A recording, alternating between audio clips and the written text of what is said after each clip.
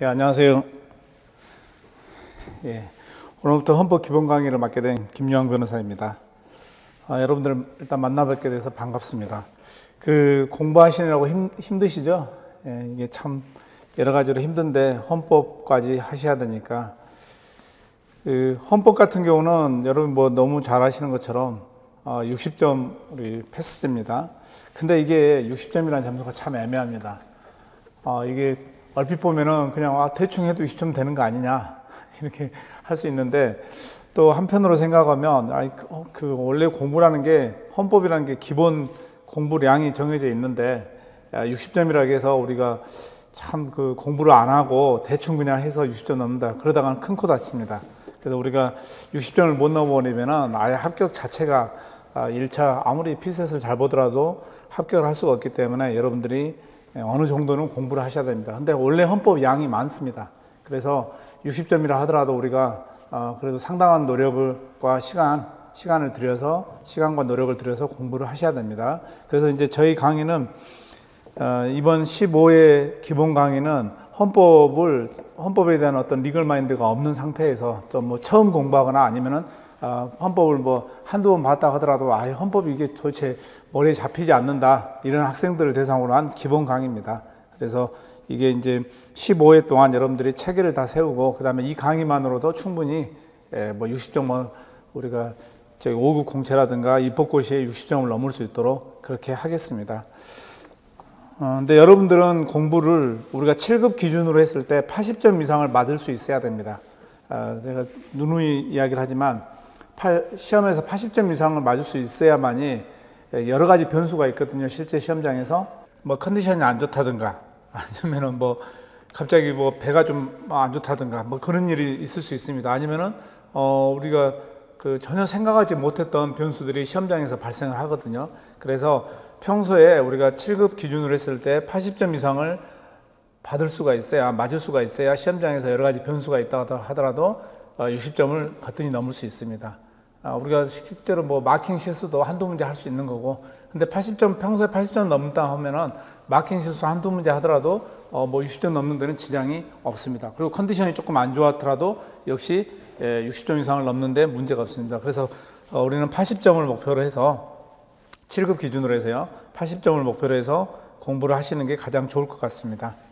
그래서 그렇게 대비를 하시고, 자세한 오리엔테이션은 우리가 헌법 전문 정리, 제가 헌법 전문 정리, 그 다음에 헌법 공부 방법론 무료 특강에서 하니까요, 그걸 들으시면 됩니다. 그래서 그거를 들으시고 요 강의를 수강하시면 됩니다. 그래서 아직까지 헌법 전문 정리, 그 다음에 공부 방법론 무료 특강 강의를 안 들으신 분들은 꼭 들으시기 바랍니다. 오늘 돌아가셔서 들으셔야 됩니다. 거기서 우리가 자세한 오리엔테이션을 합니다.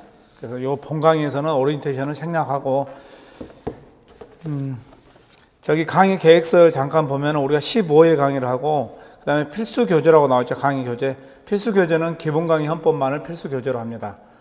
다른 여기 나와 있는 전문 정리, 헌법 기출문제 해설은 여러분들이 복습 교재로 사용하시면 되겠습니다. 사실 공부는 기본 강의 헌법 한 권으로 다 마칠 수 있습니다. 근데 우리가 이렇게 이제 전문정리라든가 기출문제 해설을 따로 공부를 하시라고 하는 이유는, 전문정리 같은 경우는 말 그대로 헌법 전문, 우리 5급 시험에서는 굉장히 중요한 헌법 전문을 체계적으로 정리를 했고, 그 다음에 여러분들이 알아야 되는 부속법률 이런 것들도 옆에 병기를 해놨습니다. 그래서 이렇게 핸드북 형태니까, 이렇게 핸드북 형태니까 오가면서 우리가 저기 버스 안이라든가 지하철에서 이렇게 한 번씩 좀 보고, 그 다음에 식사 시간 후에 한두 개씩 좀 보고, 이렇게 하는데 상당히 유용합니다.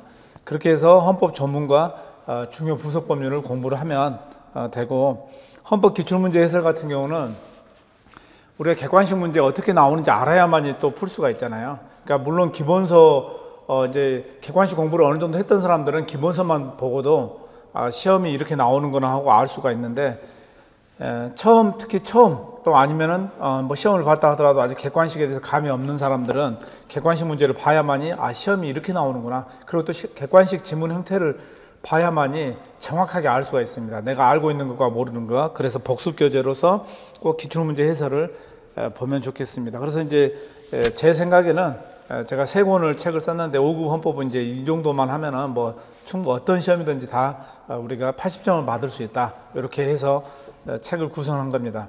그래서 일단 기본서로 우리가 착실하게 기본서를 계속 읽어가고 그 다음에 오며 가며 쉬는 시간이나 이렇게 전문 정리 한 편씩 보고 그 다음에 기본 강의 이렇게 기본서나 기본 강의를 들은 다음에 이제 복습으로서 기출문제 해설 이렇게 세 책을 어떻게 보면 좀 뭐랄까요 효율적으로 한다 보면은 가장 우리가 시간을 적게 투자를 하면서 좋은 점수를 받을 수 있다 이렇게 됩니다.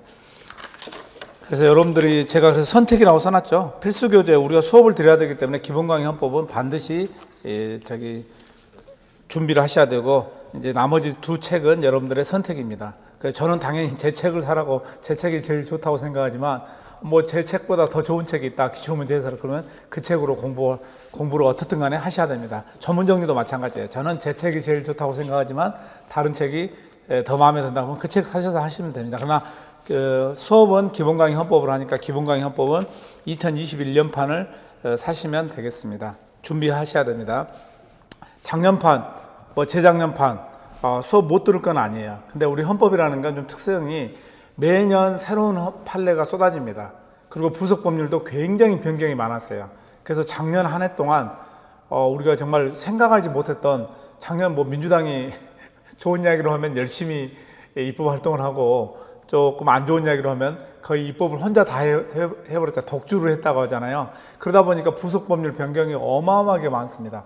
그러니까 이게 또 심사숙고해서 한 법률들이 아니기 때문에 이번에 개정하고 좀 부족하네 뭐가 좀 문제 있네 그럼 또 다음에 1년에 그래서 뭐 공선법이라든가 국회법 이게 3번 4번씩 바뀌었어요. 그러다 보니까 우리 부속 법률 변경이 굉장히 많아서 제가 2021년판은 여러분들이 좀 구입을 하셨으면 합니다. 이게 부속 법률 변경도 굉장히 많고 판례도 조금 변경된 것도 있고 그래서 이제 저자 입장에서는 이 다른 해보다도 훨씬 좀 변경이 많으니까 2021년판은 좀 형편이 어렵더라도 구입을 하시는 게 근데 나는 뭐 돈보다는 작년 책에 정리를 해놓은 게 있기 때문에 그 책으로 하겠다 그러면은 조금 피곤하긴 하지만 이렇게 바뀐 부분을 자기 스스로 체크를 해 나가면서 공부를 뭐 해도 못할 건 아닙니다. 근데 굉장히 피곤하죠. 이게 어느 부분이 바뀌었는가. 또 우리가 시험에서는 바뀐 판례라든가 새로운 판례 또 바뀐 부속법령, 변경된 부속법령 이런 것들이 시험에 나올 수가 있기 때문에 이제 정말 그 책을 못 살 만한 이유가 없지 않는 한은 좀 구입을 하시는 게 저는 좋다고 생각합니다. 그래서 좀 올해는 책 변경된 부분이 좀 많다. 부속법률 이제 제 책임이 아닙니다. 특히 부속법률 변경이 굉장히 많아가지고 자주 변경이 돼가지고요. 그런 것들 체크를 해야 됩니다. 그 뭐 기본 방향이라든가 계획서에 있는 이런 것들 보시면은 제가 그 헌법 조문하고 시험 공부 방법에서 오리엔테이션 한다고 했죠. 거기서 이제 들으시면 되는데 기본적으로 지금 시험은 굉장히 어려워지는 추세입니다. 2021년 올해 시험을 보면은 작년에 비해서 5급도 선어 문제는 올라갔어요. 선어 문제 5급 공채도 입법고시 같은 경우는요 더 올라갔어요. 입법고시는 아마 여러분들 실제로 입법고시 시험장에서 굉장히 당황한 사람도 있을 텐데 거의 국회 8급이 7급 시험보다 더 어렵거든요. 근데 국회 입법고시는 국회 8급 수준으로 나왔어요. 그러다 보니까 60점 맞기도 쉽지 않아요. 굉장히 노력을 필요합니다. 그래서 앞으로 이게 이렇게 될 것 같아요. 왜냐면은 지금 7급 시험하고 5급 시험하고 이제 거의 구별이 안 가도록 7급에도 피셋이 들어갔죠. 그러다 보니까 7급도 이 정도, 7급은 오히려 헌법 같은 경우는 7급 헌법은 거의 만점이나 1개 정도 틀리고 합격을 합니다. 정말 잘못 본 사람이 2개 정도 틀릴까요? 2개만 틀려도 시험 떨어진다고 해요. 거의 하나 정도나 만점을 맞아야 되는 시험입니다. 근데 그 정도 난이도를 하는데도 우리 5급 시험에서는 60점만 넘으면 되잖아요. 근데 그동안은 7급 시험보다도 더 쉬웠습니다. 5급 시험이. 그러면서 60점이기 때문에 정말 쉬운 시험이죠. 그러니까 우리 지금 현재 통용되고 있는 헌법 시험 중에서는 객관식 헌법 시험 중에서는 5급 시험이 가장 쉽습니다. 가장 쉬워요. 가장 쉬운 시험인데 이게 이제 7급하고 어느 정도 이제 통합을 해가는 과정에서 약간 너무 난이도가 7급에 비해서 좀 쉽고 그다음에 60점만 넘으면 되는데 좀 너무한 거 아니냐 이제 이런 어떤 인식이 있는 것 같아요. 그래서 점차 수준을 7급 수준으로 맞춰서 온다. 근데 올해 확실히 어려워졌습니다. 내년에도 글쎄요. 일단 우리 공부하는 사람 입장에서는 매년 이렇게 약간의 변동이 있어요. 난이도가. 근데 공부하는 사람 입장에서는 일단 어렵게 나온다고 생각하고 그다음에 어렵게 나오더라도 내가 80점을 맞겠다. 이렇게 생각을 하고 그래야 60점을 쉽게 넘는다겠죠. 그런 생각을 가지고 공부를 해야 될 것 같습니다. 그래서 7급 기준으로 했을 때 우리가 7급 시험을 봤을 때 80점 정도는 맞을 수 있다. 이렇게 공부를 해야 되고 혹시 국회까지 생각하는 학생들은 입법고시까지 생각하는 사람들은 국회 8급 시험을 80점을 맞을 수 있다. 이렇게 해야만이 실제 시험장에서 거뜬하게 60점을 넘을 수가 있습니다. 그래서 올해 그 입법고시 같은 경우는 거의 뭐 헌법과락으로 떨어진 사람들이 많습니다. 물론 피셋도 굉장히 피셋도 어려웠지만 헌법과락으로 떨어지는 사람들도 굉장히 많아요. 그래서 오히려 헌법을 통과하면 1차 합격이 오히려 더 쉬워지는 그런 상황까지 처해져 있습니다. 그래서 난이도가 내년에도 일단 올해하고 비슷하거나 아니면 조금 더 어려워진다는 생각을 가지고 공부를 하면 좋을 것 같습니다. 입법고시는 거의 올해 수준이 국회 8급에 도달했기 때문에 더 어려워지기는 힘들어요. 근데 지금 상태가 굉장히 어려운 국회 8급 정도에 근데 5급 공채 같은 경우는 아직까지도 7급 수준에 미달입니다. 조금 낮아요. 근데 7급 수준까지 올라갈 가능성은 언제든지 있습니다. 애초에 7급에 맞춰서 시험을 낸다 했기 때문에 근데 지금은 7급보다 조금 쉬운 시험이라고 보면 돼요. 그런데 여러분들이 그래도 60점을 맞으려면 평소에 80점 공부를 해야 된다겠죠. 그 다음에 이제 세부적인 강의 진행 방향 요건 뭐 여러분들이 읽어보시면 되는데 여러분들이 뭐 이 강의만 들고 다 할 수 있도록 그렇게 하겠습니다. 우리 책에도 이제 기출 지문도 별표로 다 체크가 되어 있고 그래서 오늘 수업 끝나고 이 책 머리말도 한번 읽어보시고 기본강의 헌법 우리가 책을 샀으면 머리말도 한번 읽어보고 저자가 거기서 무슨 이야기를 하고 있는지 한번 읽어보시기 바랍니다. 그 다음에 우리가 헌법 같은 경우는요 행정법과의 연계성이 있습니다. 그래서 로스쿨에서 헌법을 행정법하고 이렇게 두 개를 공법으로 가르치고 공법으로 시험을 내죠. 연계성이 있기 때문에 그래요. 그래서 헌법 공부를 착실하게 해놓으면 행정법, 2차 행정법이 조금 도움이 됩니다. 저는 헌법, 행정법을 다 하는 사람이거든요. 실제로 뭐 로스쿨에서 행정법 강의도 하고 있습니다. 근데 한 30% 중복이 됩니다. 그래서 헌법을 착실하게 공부하고 제대로 공부하면 행정법의 한 기초 베이스 한 30%를 일단 먹고 들어간다고 해야 될까요? 이렇게 돼요. 또 행정법 열심히 하잖아요. 그럼 또 헌법에 영향을 미칩니다. 헌법에 이렇게 상호작용을 해요. 그러니까 여러분들이 그냥 우리가 제가 흔히 들었던 이야기 중에 나는 그냥 대충 막 객관식 문제 풀고 OX 하고 그렇게 가지고 헌법을 60점을 간신히 통과했습니다. 짜릿하다. 짜릿하죠. 짜릿한데 그걸로 끝이에요. 그걸로 끝. 헌법을 그래도 어느 정도 우리가 시간은 비슷해요. 객관식 가지고 OX를 풀어가지고 헌법을 60점을 맞나 아니면 우리처럼 기본서를 보고 공부를 해서 맞나 시간은 제가 보기에는 거의 비슷해요. 얼핏 보면은 흔히 하는 생각이 우리 그냥 객관식 문제집이나 보고 그것만 보고 그냥 달달달 외워가지고 60점을 넘어야 되겠다. 그렇게 해도 운 좋으면 60점 넘습니다. 근데 그게 짜릿한 게 아니에요. 그걸로 끝이에요. 그걸로 끝인데 그래도 헌법을 내가 기본서를 보고 공부를 했던 사람은 나중에 행정법 볼 때 상당히 도움을 받습니다. 그러니까 본인은 이거 도움이 안 되는 것 같은데 안 그래요. 그 본인이 알게 모르게 행정법 책이 더 잘 익힙니다. 왜냐하면 용어도 이미 헌법에서 다 했죠. 그 다음에 어느 정도 기본적인 내용들 공법에 기초가 되는 내용을 다 하고 가죠. 그래서 본인은 크게 도움이 안 되는 것 같다 생각하지만 그렇지 않습니다. 당연히 우리가 이게 이제 그게 베이스가 돼서 행정법 공부에 영향을 미칩니다. 그래서 실제로 예전에 뭐 수석 합격했던 학생이 헌법이 도입되기 전에 행정법 때문에 떨어졌다고 그래요. 행정법이 도대체 이게 그럴 수 있죠. 우리가 다른 과목은 다 잘하는데 행정법이 이상하게 안 되는 학생들이 있어요. 아니면은 뭐 다른 과목은 다 잘하는데 경제학이 안 되는 학생이 있고 뭐 사람마다 다 머리 구조가 다르니까요. 이걸 다 잘하면은 뭐 수석이죠. 근데 사람마다 약간 좀 힘들어하는 과목이 있는데 이제 그 학생 같은 경우는 행정법이 굉장히 힘들었다고 합니다. 행정법이 힘들었는데 2차를 떨어졌어요. 2차를 떨어졌는데 그 다음부터 이제 1차에 헌법이 들어가야 돼요. 그래서 이제 욕을 바가지로 하면서 공부를 했죠. 헌법, 내가 이 헌법까지 해야 되냐. 괜히 떨어져가지고 헌법까지 해야 된다. 근데 헌법을 그래도 첫 해 어떻게 나올지 모르니까 그래도 제대로 공부를 하고 시험을 봤습니다. 그러고 나서 다시 행정법 책을 봤더니 너무 잘 들어오는 거예요. 행정법이. 그래서 그 학생이 행정법에서 1년 만에 엄청나게 고득점을 했습니다. 그래서 수석 합격을 했어요. 그러니까 오히려 인생에서는 1년은 늦더라도 수석 합격하는 게 훨씬 더 크죠.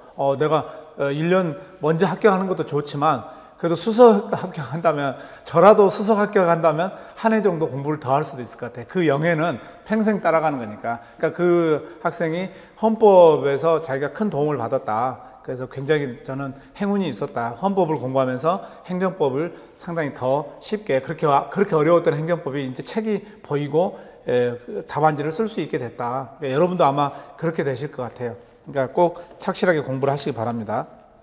그리고 저는 지금 제가 혼자 찍고 있기 때문에 마스크를 안 씁니다. 혹시 오해하시는 분들이 있는데 우리 방역법 위반 아니냐는데, 방역 지침이 아니에요. 저는 그냥 제가 마스크를 쓰면 강의하는데 여러 가지 지장이 있기 때문에 저 혼자서 지금 찍고 있습니다. 그래서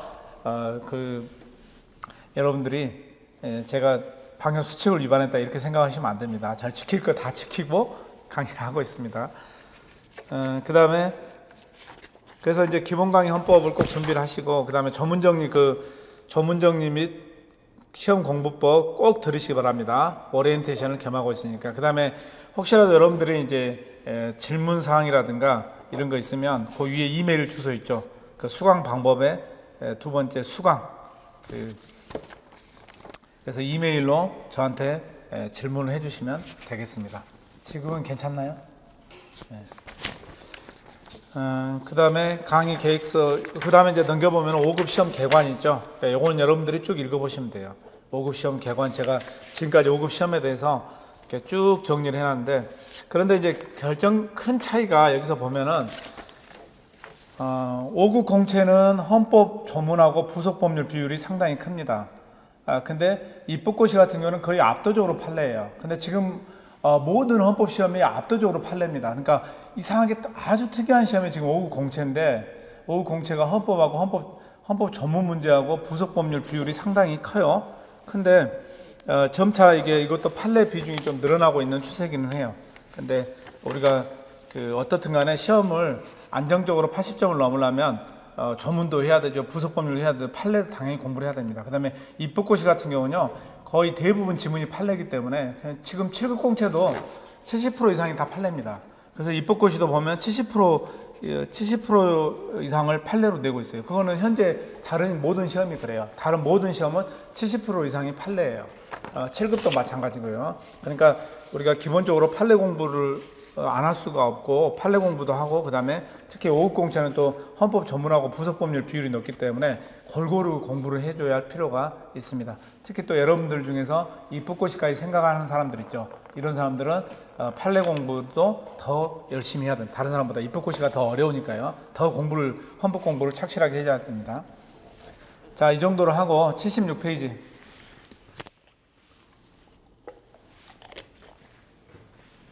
76페이지 보시면은 우리 이제 기본권, 오늘부터 기본권 하는데, 먼저 우리가 기본권 하기 전에 다른 거 다 먼저 하기 전에 2페이지에 보면은 헌법이라는 게 뭘까요? 헌법.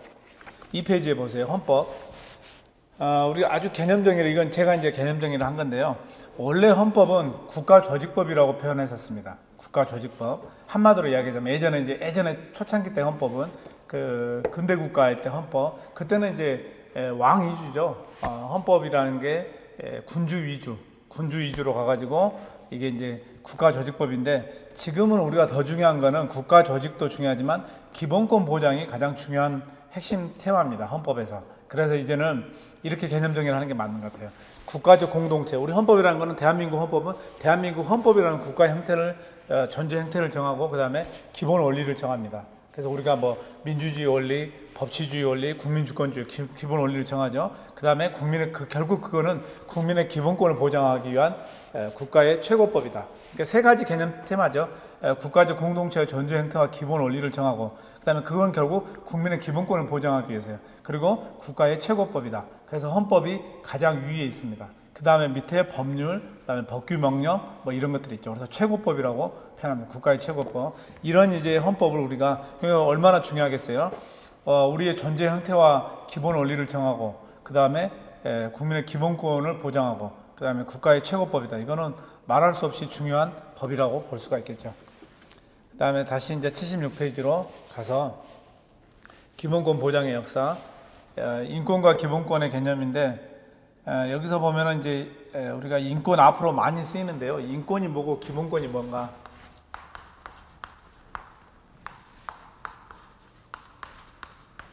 인권과 기본권. 우리가 이제 국가인권위원회라고 표현하죠. 그래서 인권은 여기 나와 있는 것은 생내적 천부적 권리예요. 태어나면서부터 가지는 권리가 인권입니다. 인권인데 이 기본권은 뭐냐면요. 여기 인권에다가, 그러니까 인권은 여기 천부적 권리, 주로 이제 인권은 자유권 중심인 건 맞아요. 자유권 중심입니다. 인권은 자유권 중심이라고 표현해야 돼요. 자유권. 우리가 앞으로 이제 공부할 때 자유권, 청구권, 뭐 참정권 이런 것들이 있는데, 사회권 이런 것들이 있는데, 인권은 우리가 이제 자유권 중심인 거고, 그 다음에 이제 뭐 여기 참정권, 그러니까 정치적 권리죠. 참정권, 그 다음에 청구권, 그 다음에 사회적 기본권, 이런 것들이 쭉 있는데, 사유권 이런 것들이 있는데, 이런 것들을 다 포함하면 기본권이 돼요. 기본권은 여기까지, 이것까지 포함하는 거.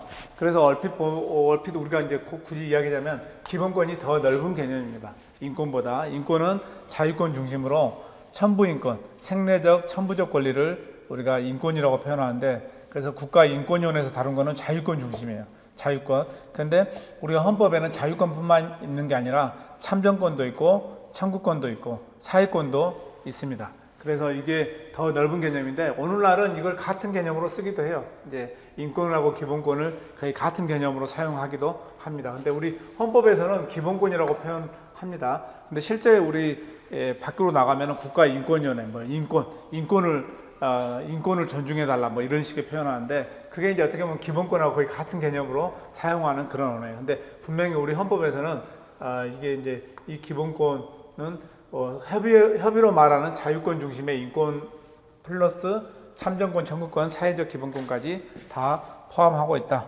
이렇게 보시면 되겠습니다. 그 다음에 각국의 기본권 보장의 역사. 여기 보시면은 영국 같은 경우는요, 기본권의 역사가 굉장히 오래됐습니다. 그래서 영국은 대헌장, 마그나 카르타라고 하죠.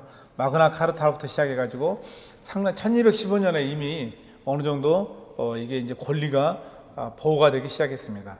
그 다음에 뭐 인신보호법, 권리장전, 명예혁명 후의 권리장전 이런 식으로 해서 영국 같은 경우는요 명예혁명이라고 표현하죠. 물론 피를 한 방울도 안 흘린 건 아닌데 우리가 이제 명예혁명은 피를 흘리지 않고 혁명이 이루어졌다. 국민의 기본권 보장이 피를 흘리지 않고 기본권 보장이 이루어졌다 해서 이 권리장전, 명예혁명 후의 권리장전. 그래서 오른편에 보면은 영국인의 기존의 자유와 권리를 재확인한 것이거나 절차적 보장에 중점을 뒀다. 이런 식으로 영국인의 기존의 자유와 권리를 재확인하고 절차적 보장에 중점을 뒀다. 그러니까 어떤 그 프랑스처럼 완전히 한 번의 혁명으로 이루어진 게 아니라 영국은 계속해서 이렇게 조금씩 이루어졌습니다. 그래서 기본권 보장의 역사가 그렇게 생각하시면 되고, 미국 같은 경우는 미국은 혁명이죠. 근데 미국의 혁명은 독립전쟁이죠. 그러니까 독립전쟁이 혁명이라고 보시면 되겠습니다. 그래서 저항권 등, 그러니까 원래 이제 그 보스턴 차 사건으로 이제 그게 이제 아마 출발점이 됐었죠. 미국 독립전쟁. 그러니까 일종의 저항권, 영국 왕실에 대한 저항권이에요. 왜 우리가 영국의 세금을 뜯어가느냐, 이런 식으로. 그래서 미국 독립전쟁 후에 미국 연방헌법은 기본권을 포함하지 않았다. 이게 이제 하나의 특징적인 이야기인데 한 번만 이해하면 돼요. 아니 미국의 독립전쟁이 이뤄가지고 미국 혁명, 소위 말해서 혁명을 해가지고 헌법이 이루어졌는데 어떻게 기본권을 포함하지 않을 수 있느냐. 근데 그 기본권 포함 안 한 이유가 뭐냐면요, 보장을 안 해주겠다는 게 아니라 이 어줍잖게 기본권을 몇 개를 넣어놓으면은 이게 나머지는 그런 보호가 안 되는 거냐, 이렇게 생각할 수 있다는 거예요. 그래서 기본권이란 거를 우리가 뭐 몇 가지를 넣고 그럼 나머지는 보장이 안 해주는 거 아니냐, 이런 오해가 있을 수가 있기 때문에 아예 넣지 않은 거예요. 그러면 헌법에 없더라도 당연히 기본권은 보장을 해줘야 되는 겁니다. 그런데 기본권이 없다 보니까 이제 그 헌법이 굉장히 뭐랄까요, 허무한 헌법이에요. 공허해요. 아니 기본권이 없는 헌법이 있을 수 있느냐. 그래서 1792년에 이제 그때는 기본권이 포함이 됐습니다. 이런 식으로 미국은 이 독립전쟁 혁명을 통해서 이루어졌죠. 그래서 천부인권을 중요시해요. 그냥 불가침의 천부인권, 불가침의 기본권이다. 그러니까 영국 왕실이 우리의 권리를, 우리의 기본권을 건드릴 수가 없다. 이런 식으로 한 겁니다. 굉장히 선진적인 헌법이죠. 세계 모든 헌법에, 어떻게 보면 세계 거의 모든 헌법에 영향을 줬다고 보면 돼요. 미국 헌법이. 그 다음에 프랑스 헌법. 프랑스는 뭐 프랑스 대혁명 잘 아시죠? 우리가 프랑스 대혁명을 통해서 근데 바스티유 감옥을 습격을 했습니다. 사실은 조세 문제가 컸죠. 평민들한테 조세를 너무 걷어가니까 결국 미국이나 프랑스나 혁명의 시작은 조세 문제였습니다. 그래서 오늘날 우리도 지금 조세가 너무 높다 이런 이야기들을 많이 하죠. 이게 문재인 정부 들어와가지고 굉장히 이거는 원래 그래서 제가 이제 농담 반 진담 반으로 혹시라도 이제 그쪽 사람들하고 이야기를 할 때 조세 문제는 이거는 역사적으로 볼 때 혁명의 출발점이다. 그러니까 이거 너무 이렇게 가볍게 생각하지 마라. 조세를 그냥 많이 뜯어내면 좋은 거 아니냐. 이런 생각을 갖지 말고 이게 올바른 조세. 그러니까 우리 헌법에도 조세 법률주의가 나와 있잖아요. 조세 평등주의도 나와 있고 그러니까 조세에는 신중하게 접근할 필요가 있다. 역사적으로 보면 그렇습니다. 잘못하면 혁명에 부딪힐 수가 있다. 조세가 그렇게 만만한 게 아닙니다. 그냥 뭐 뜯어가면 되는 거지 뭐 이런 식으로 생각하면 안 돼요. 그 다음에 그래서 프랑스 대혁명은 인권의 불가침성 역시 마찬가지예요. 이게 인권의 불가침을 이야기를 했죠. 천부인권을 이야기했죠. 그 다음에 이제 헌법에 수용이 됐고요. 독일 같은 경우는 특이하게 독일은 기본권이 없었습니다. 비스마르크가 독일을 1871년에 힘들게 독일을 통일했죠. 독일은 다른 나라에 비해서 통일이 굉장히 늦어졌습니다. 독일이 통일이 늦었는데 이 독일이 통일이 늦은 요 상황에서 비스마르크가 통일하고 나서 기본권 규정을 삭제를 해버렸습니다. 왜냐하면 국민 개개인이 기본권을 주장하면 독일 통일에 저해가 된다고 했어요. 정말 우리가 이렇게 힘들게 독일을 통일했는데 그거를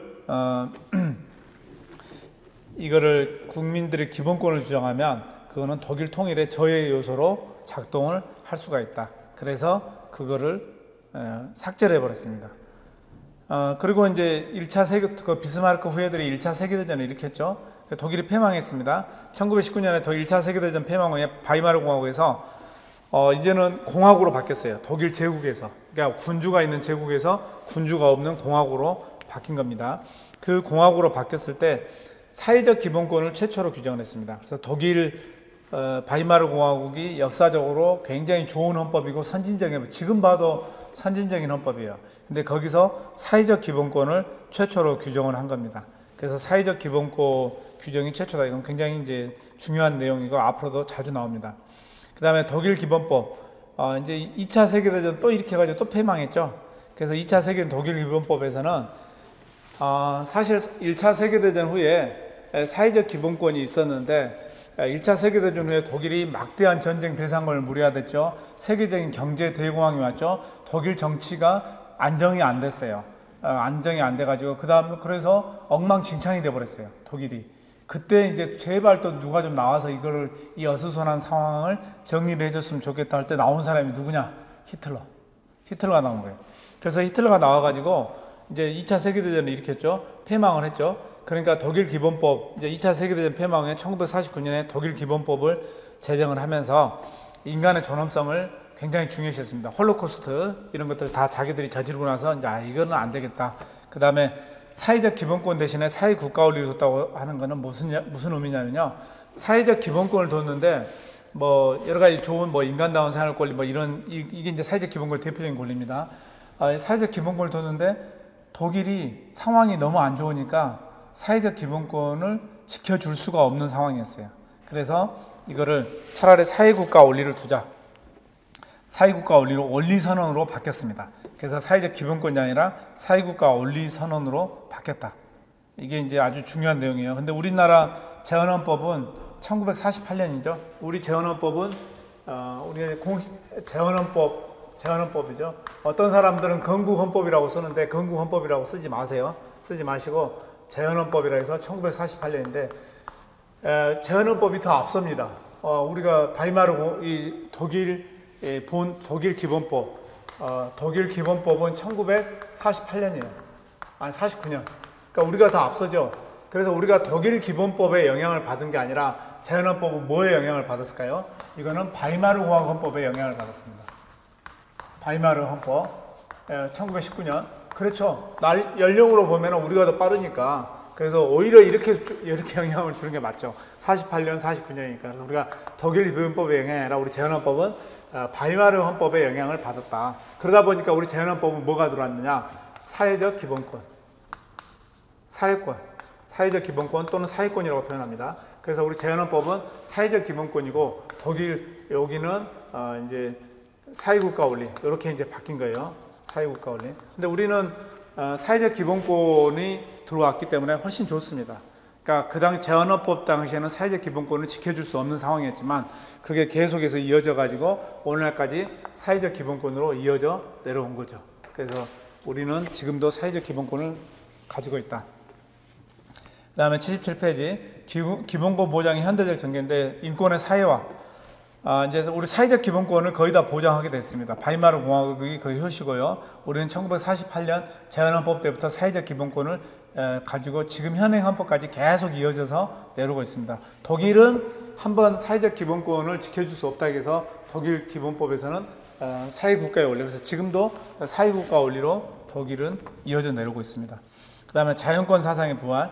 이제 2차 세계대전 때 우리가 엄청난 인권 침해를 겪고 나서 자연권 사상이 부활됐다. 강조하고 부활했습니다. 인간의 존엄과 평등, 천부인권 이런 게. 그 다음에 인권보장의 국제화. 이거는 외울 것도 아니죠. 우리 인권보장의 국제화는 하나의 국가가 아무리 인권을 잘 지킨다 하더라도 세계 전쟁이 일어나 버리면은 그거는 이제 도로함이 타버리 돼버린 거예요. 그러니까 우리 네덜란드 같은 경우가 대표적인. 네덜란드 같은 경우가 굉장히 인권을 잘 지켰지만 히틀러가 네덜란드를 침공하는 순간 모든 게 끝나버려요. 근데 이 네덜란드 하나 힘으로는 도저히 이길 수가 없어요, 독일을. 그래서 우리가 이제 세계적으로 인권 보장의 국제화 문제를 일으킨 겁니다. 여러분들 그 잘 아는 안내의 일기 있죠? 안내의 일기의 그 배경이 네덜란드죠.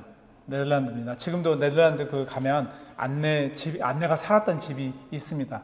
그게 다 이제 보존이 돼가지고 안내가 썼던 일기라든가, 그 다음에 벽에다가 써놓은 거, 그 다음에 안내 키가 이제 거기서 그 집에서 다락방에서 점점 얘가 크잖아요. 그럼 키가 얼마나 컸는가 우리 애들은 이렇게 벽에다가 막 사인해 놓잖아요. 자기 키 이렇게 재가지고 그것까지 다 표시가 되어 있습니다.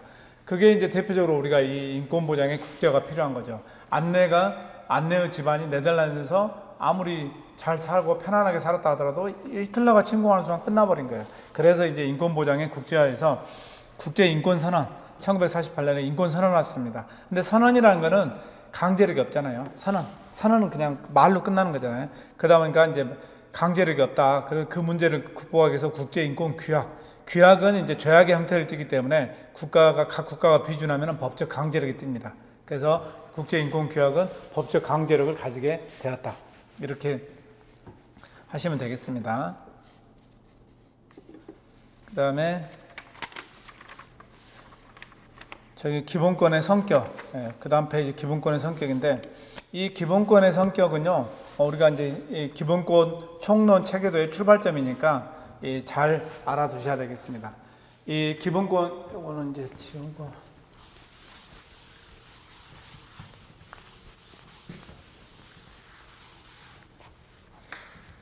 기본권 체계도 원래는 기본권은 주관적 공권이에요.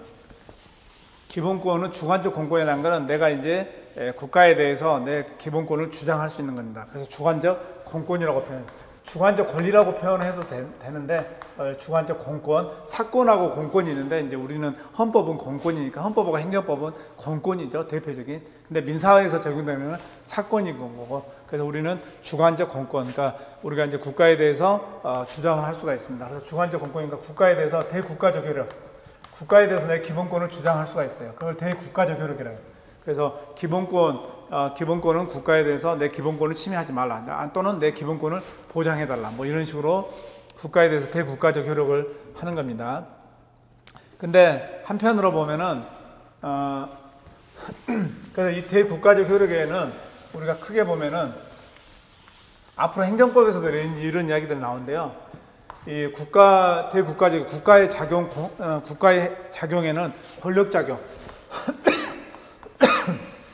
권력작용이 있고 비권력작용으로서 관리작용과 국고작용이 있습니다.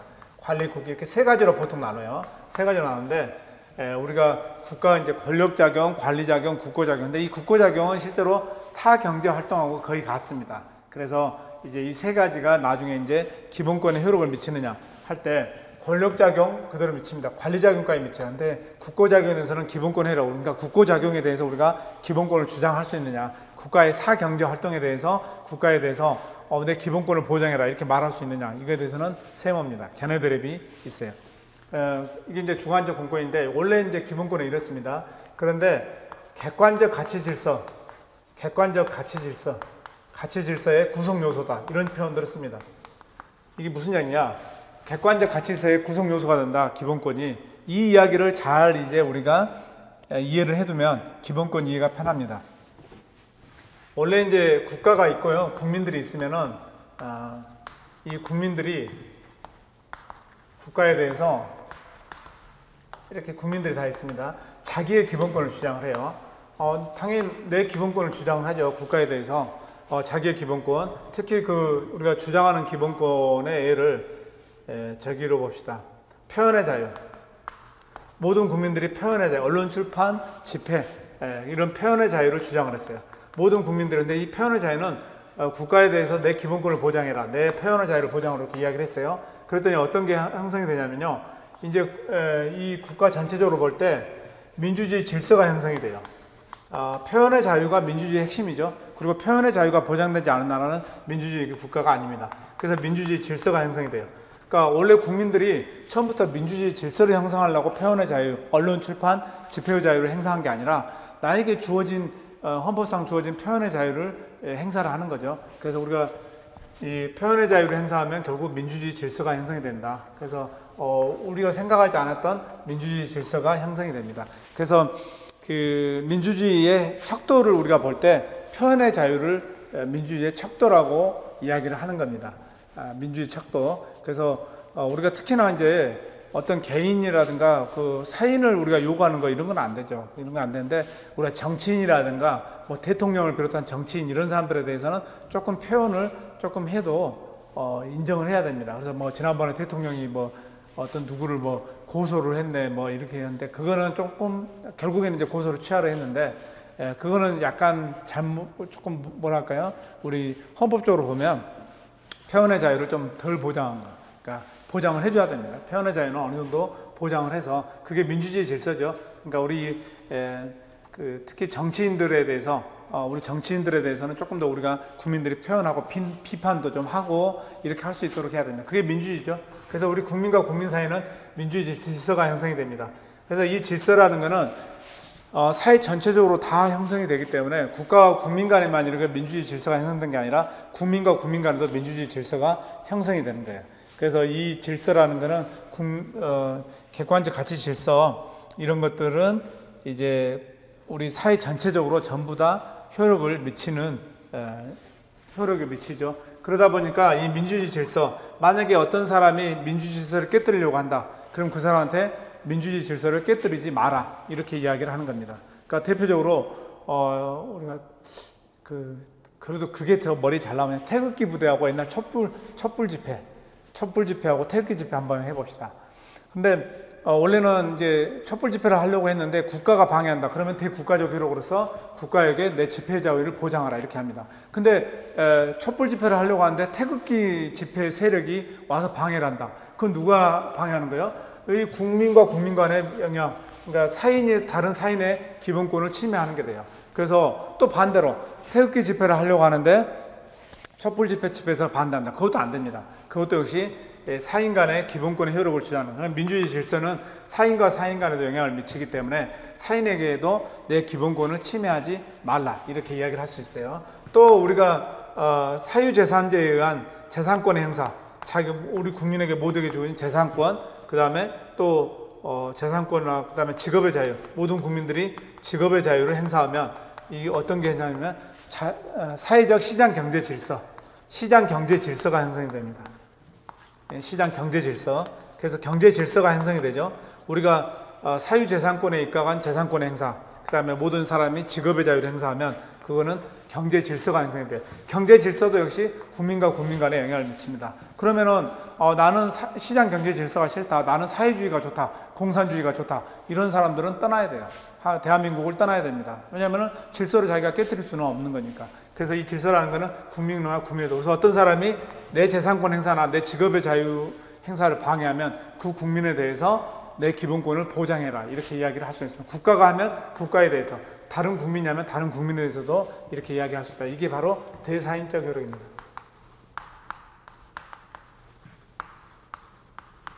대사인적 효력. 그래서 기본권을 원래 국가에게 주장할 수 있는 대국가적 효력인데, 이제는 이게 이제 사인에게도 기본권의 효력을 주장할 수 있다. 그 이유는 뭐냐면 기본권이 객관적 가치세의 구성 요소로서, 그러니까 표현의 자유라는 게, 우리가 표현의 자유가 헌법상 기본권일 뿐만 아니라 민주주의를 형성하는 기본 구성 요소로서 작동을 한다는 거예요. 재산권이나 직업의 자유가 단지 그냥 기본권으로 주관적 공권으로 머무는 게 아니라 모든 국민들이 재산권과 직업의 자유를 행사하니까 사회적 시장 경제 질서가 형성이 되더라. 그러니까 시장 경제 질서, 이건 경제 질서는 그러니까 결과적으로 기본권이라는 게 주관적 공권이면서 객관적 가치 질서, 사회 질서를 형성하는 구성 요소가 된다. 이게 바로 기본권의 이중성입니다. 이게 그 유명한 기본권의 이중성.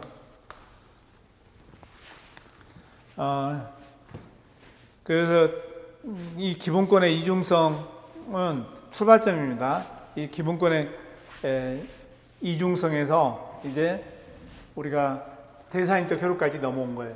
그러니까 기본권은 사인과 사인 간에도 영향을 미친다. 질서이기 때문에, 질서는 모든 국가 영역으로 다 영향을 미치기 때문에요. 그래서 사인이 다른 사인의 기본권을 침해하려고 할 때, 방해하려고 할 때 그 사인에게도 기본권의 효력을 주장할 수 있다. 이게 대사인적 효력입니다. 이 대사인적, 그래서 기본권의 성격 여기 먼저 보고 대사인적 효력 갑시다. 그 78페이지죠. 제2절 기본권의 성격, 여기에 나와 있습니다. 제가 다 설명을 드렸어요. 기본권의 이중성, 양면성이란 기본권의 주관적 권리이면서 객관적 질서로서의 그 성격을 지닌다. 그리고 방금 설명드린 직업의 자유, 그 다음에 정치적 기본권, 이런 것들이 이야기가 됐습니다. 그 다음에 제도적 보장. 이 제도적 보장은 우리가 좀 구별을 해야 되는데요. 제도 보장이라는 건요, 우리가 기본권하고 제도는 달라요. 그러니까 기본권은 천부인권, 그러니까 헌법에 없더라도 그럼 당연히 보장을 해야 돼요. 우리 헌법에 생명권 없습니다. 생명권. 그러나 생명권은 당연한 기본권이에요. 그래서 헌법에 없더라도 제도 기본권은 당연히 보장을 해야 되는데, 제도 보장은 좀 달라요. 그래서 우리가 이 기본권은 최대 보장, 이게 최대 보장이거든요. 원래 이제 주관적 공권, 여기 최대 보장이 기본입니다. 최대 보장. 최대 보장. 이 기본권은 최대 보장인데, 제도 보장은요, 기본권이 아니에요. 그러니까 우리 근데 지방자치제도, 우리 헌법에 지방자치제도가 있거든요. 지방자치제도는 기본권이 아닙니다. 기본권이 아니다 보니까 어떠냐면은 입법자가 지방자치제도를 자기 멋대로 바꿔버릴 수가 있어요. 또 우리 직업공무원제도, 여러분들이 되려고 하는 직업공무원제도도 기본권이 아니에요. 기본권이 아니다 보니까 직업공무원제도를 자기들 멋대로 바꿔버릴 수가 있다는 거예요. 근데 이걸 막기 위한 이론이 제도보장 이론이에요. 그러니까 우리가 제도적 보장 또는 제도보장 이렇게 표현합니다. 제도보장 이론은 그거를 입법자가 헌법에서 지금 규정되어 있는 이 제도를 입법자가 마음대로 폐지하거나 번지를 훼손하는 거, 이거를 막겠다는 거예요. 그러니까 폐지하거나 번지를 훼손하는 거, 이것을 보호하는 겁니다. 그러니까 기본권은 최대한 보장해야 되는데 제도 보장은 최대 보장이 아니에요. 말 그대로 최소 보장이에요. 최소 보장. 다르죠. 그러니까 우리가 직업공무원제도나 직업공무원제도, 지방자치제도는 우리 헌법에서 나와 있습니다. 우리 헌법에 나와 있는 거를 입법자가 더 상위법인 헌법에 있는데, 입법자가 이거를 그 헌법에 반해서 폐지하거나 번질 내용을 훼손할 수는 없다. 그러니까 최소한으로만 보장을 해야 된다. 최소한으로는 보장을 해야 된다. 이게 제도 보장이에요. 그러니까 기본권은 최대 보장, 최대한 보장. 근데 제도 보장은 최소 보장. 그러니까 근데 그 최소 보장 이론을 이야기를 하는 게 아예 제도를 자기들 멋대로 입법자가 헌법에서 규정한 제도를 이거는 기본권이 아니니까 우리가 멋대로 폐지하거나 번지를 훼손할 수 있다 이렇게 생각하지 말라는 거예요. 제도 보장은 기본권하고 다르지만 기본권은 당연히 최대 보장이지만 제도 보장은 그러면 아무것도 보장을 안 해주냐 아니라는 거예요. 최소한으로는 보장을 해줘야 된다. 헌법에 규정돼 있으니까 그러면 그 최소한이 뭐냐? 그게 아예 폐지해버리거나 그러니까 지방자치를 아예 폐지해버린다 이건 안 되는 거예요. 그걸 번지로 훼손한다 이건 안 돼요. 지방자치 보고 전부 중앙정부의 일만 처리해라 이거는 번지로 훼손하는 거예요. 그래서 그런 거는 안 된다. 최소한 보장, 최소 보장의 원칙입니다. 그래서 제도 보장과 규범 통제인데 그 제도 보장은 객관적인 법 규범이기 때문에 헌법 소원을 제기할 수 없으나 제도 보장은 헌법 소원은요 나중에 나오는데요. 헌법 소원은 국민이 기본권을 침해했을 때 헌법 소원을 보장합니다. 국민의 기본권 침해일 때. 근데 제도 보장 같은 경우는 이 기본권이 아니기 때문에 헌법 소원을 청구할 수가 없어요. 그러나 제도 보장에 위반되더라도 위헌입니다. 재판 규범으로는 할 수 있어요. 그러니까 지방자치제도에 위반된다. 위헌입니다. 지급공무원제도에 위반된다. 위헌이에요. 그러나 이거 가지고 처음부터 헌법소원을 청구할 수 없는데 일단 본안 판단을 하면은 위헌이라고는 말할 수가 있다는 거예요. 그래서 제도 보장은 그 다음에 기본권은 헌법 개정 권력을 기소하지만 제도 보장은 헌법 개정 권력을 기소하지 않는다. 이 기본권 우리가 이 기본권은요 중앙적 공권인데 요거는 헌법에서 우리 마음대로 할 수 없어요. 헌법을 개정할 수 없습니다.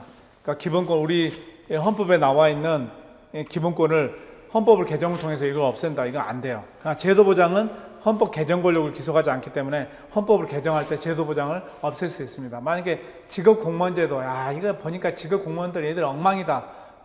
그럼 다른 나라 미국이 대표적인 역관제라고 하죠. 우리 역관제로 바꿔버리자. 직업 공무원제가 아니라 역관제로 바꿔버리자. 이렇게 할 수 있느냐? 할 수 있다는 거예요. 헌법 개정 권력을 기소하지 않으니까. 지방자치, 조그마한 코딱지만한 우리 대한민국에서 무슨 놈의 지방자치냐, 다 없애버리자. 예전처럼 중앙정부로 중앙집권제로 바꿀 수 있다는 거예요. 바꿀 수 있습니다. 개정 권력을 기소하지 않기 때문에요. 그래서 이게 이제 그 유명한 이야기고, 그 다음에 여기 이제 차이점 아셔야 되고, 기본권의 대사인적 효력, 제가 잠깐 이제 대사인적 효력을 기본권의 효력 부분을 이야기했는데 먼저 우리가 조금만 쉬었다가 85페이지 기본권의 효력을 하겠습니다. 요거는 오늘 지우시면 안 돼요. 요 부분은 지우면 안 됩니다. 10분만 쉬었다가 85페이지 다시 하겠습니다.